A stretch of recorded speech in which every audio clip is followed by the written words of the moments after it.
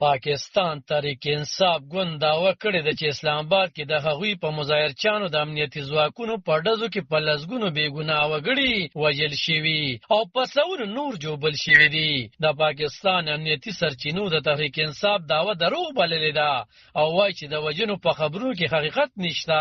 ځکه چې پولیسو او د رنجر ځواکونو په عملیاتو کې وژونکي وسلې نه دي کارولې. په اسلام آباد کې د پیمس او پولیکلینیک روغتونونو چارواکو میډیا ته ویلي چې دغه دواړو هسپتالونو ته د 9 کسانو مړي او د 400 جوبلو وروړل شوي چې په دغو جوبلو کې 440 د پولیسو او رنجر عسکر او 50 مظاهرین شامل دي. تحریک انصاف ګوند په خپل ټولنیزو ویب پاڼو ګڼ په اسلام آباد کې د مظاهرینو په ضد د امنیتي ځواکونو د عملیاتو یو شمېر ویډیوګانې خورې کړې دي. په دغو ویډیوګانو کې د ډزو اوازونه اورېدل کېږي او مظاهرچیان د شپې تیاره کې په سړکونو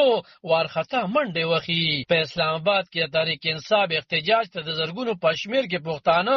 د خیبر پښتونخوا د بېلابېلو برخو نه ورغلي وو او غوښتنه یې کوله چې د هغوی د ګوند مشر عمران خان دی له بنده آزاد کړل شي. د تحریک انصاف ګوند لخوا په ټولنیزو رسنو دعوه شوې چې د اسلام آباد یوازې یو روغتون ته د 33 وژل شوو کسانو جسدونه وروړل شوي، خو پی ټي آی بیا دغه هسپتال نوم نه دی اخیستی. په ویډیو کې لیدل کېږي چې هسپتال دننه مړي په کفنونو کې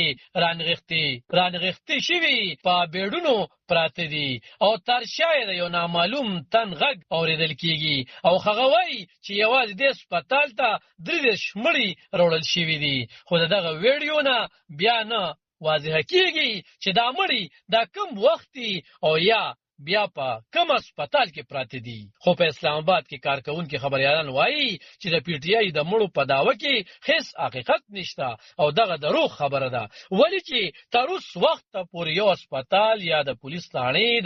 دغه مړو دعوه نه ده کړې. خدا یوازې د ټولې برابرولو او د یوې بلې بیانیې جوړولو کوشش دی. عالم خان شیرپو